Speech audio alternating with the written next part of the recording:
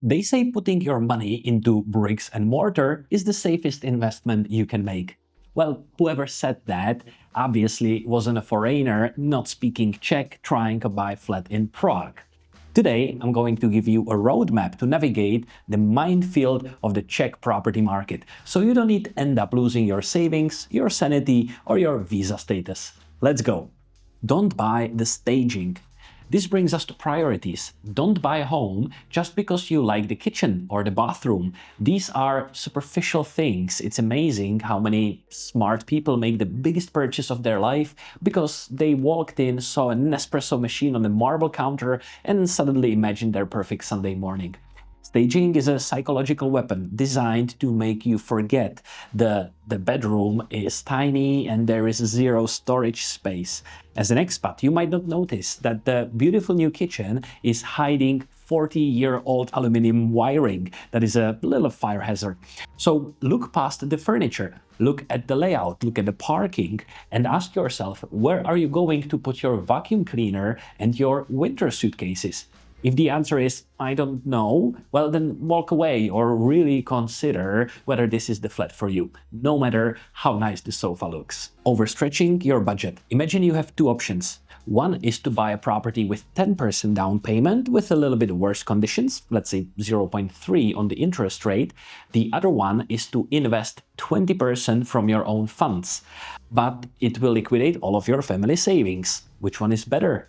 True, for 20% down payment, your monthly cash flow will be better. However, you're out of all of your savings. What if you would lose the job or there is a need for unexpected costs? I think it might be better to get more money from the bank, keep the savings, we say cash is king, and if after 1 year you're still sitting on the savings with nothing better to do, then you can make free early repayment to the mortgage to reduce the repayments. But do not go into a purchase investing everything you have, because then you have no safety cushion. I would much rather personally accept a little bit higher repayments rather than putting out all of my cash savings. The visa trap. Once you know what you can afford, it's the mortgage time. Get pre-approved before you even look at a property. But here's the massive expat warning. If you are a Czech, you can go to any bank, but if you are, for example, non-EU national with long-term residency, not permanent, then you have only 1 to 3 bank options for 90% financing. It's important to understand from the beginning how much you can get from the banks, depending on your residency, because that is how many banks you can approach. The takeaway is understand your options prior to do any viewings. Real estate agents, not your friends. Find a real estate agent that you can trust. Does it sound like a start of a joke? But in the Czech Republic, the agent almost always work for the seller, not for you. Their job is to get the highest price possible, not to necessarily protect your interest as a buyer. However, a local good agent knows the area, knows the price, and can save you time. But as an expat, you have a disadvantage, the language barrier. If the agent says standardní stav, standard conditions, they might mean has not been renovated since the Velvet Revolution. That's in the Czech event, which happened in 1989, by the way. So never sign anything you haven't had translated or checked by your own lawyer. Trust is good, but billing your lawyer is much better. The cooperative ownership trap. In the UK, they worry about leasehold. In the Czech Republic, we have something even more confusing for foreigners, which is družstevní vlastnictví, or cooperative ownership. This is the biggest confusing topic for first-time expat buyers. You see a flat which is 20, 30, 40% cheaper than anything else on the market. And you might think, oh, I found a bargain. You didn't. You found a cooperative flat. You don't own the unit. You own a share in the cooperative union that lets you live there. Why does it matter? Because most Czech banks will not give you a mortgage for the cooperative flat unless you can use another property as a collateral. If you are a first-time buyer with no other asset, you usually cannot buy these flats. Stick to personal ownership, osobní vlastnictví in Czech, unless you have a suitcase full of cash. Don't skip the technical inspection for houses. When you get a mortgage, the bank sends a valuer, or they do online valuation. Do not confuse this person or this process with a surveyor or technical inspection. The bank valuer only cares if the price matches the market. They don't care if the roof is leaking or the basement is full of mold. Especially with older buildings and family houses, you need a proper technical inspection. Some sellers try to hide the dampness behind fresh paint or cheap drywalls. For flats, this is not always needed unless you buy in the ground floor, for example, but for family houses, I can definitely recommend investing some money into this service to know what to expect in terms of expenses in the future and next renovations. Hidden costs. The fond oprav of the repair fund shop. Okay, you negotiated the price, but have you checked the fond oprav?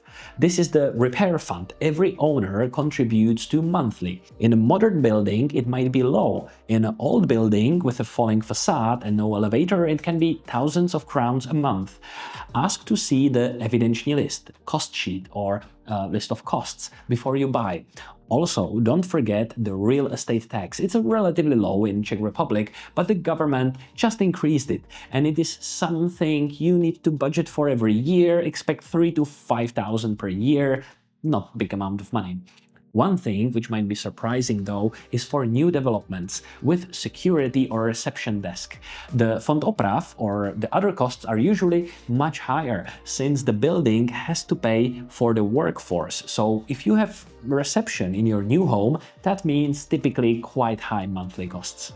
The DIY delusion. This brings us to another joke. Everyone loves the idea of buying a flat I will renovate myself, ripping out the old walls, creating a masterpiece. It looks easy on Instagram, but the reality check. Do you speak Czech enough and fluently to argue with a plumber who shows up 3 hours later? Do you know where to buy materials or how they are called in Czech? Construction costs in the Czech Republic have skyrocketed. If you think renovation will cost $500,000, it might cost up to $1 million. If you think it will take 2 months, well, I wouldn't be surprised if it takes 6. Unless you're extremely handy or have trusted local contractor, buying a rack as your first home is a recipe for a nervous breakdown. And one more tip. I know it might make sense the following. We will renovate room by room and we will not move out. But in reality, almost never works. So better than this, rent an Airbnb for a few months and move to a newly renovated property. Flipping and the taxes. Did you know that after 5 years of holding the property, there is no income tax on the profit? Wrong. These are the old rules. This is now extended to 10 years of ownership. But if you live in the property for 2 years, this is reduced to 2 years only. Meaning after 2 years of living in the apartment, if you sell it, you don't pay any tax on the income.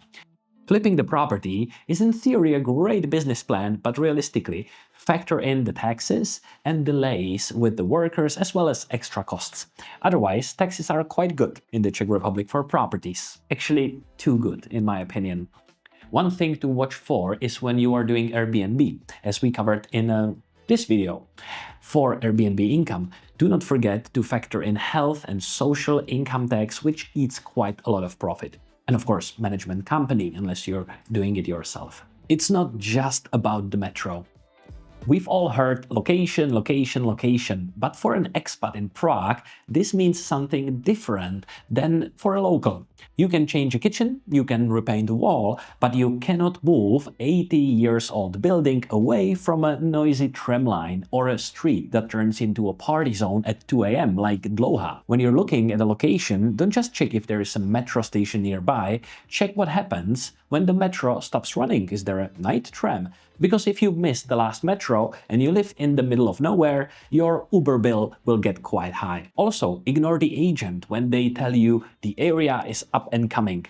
Up and coming usually means currently terrible, but with a plan to build another Starbucks shop in 3 years.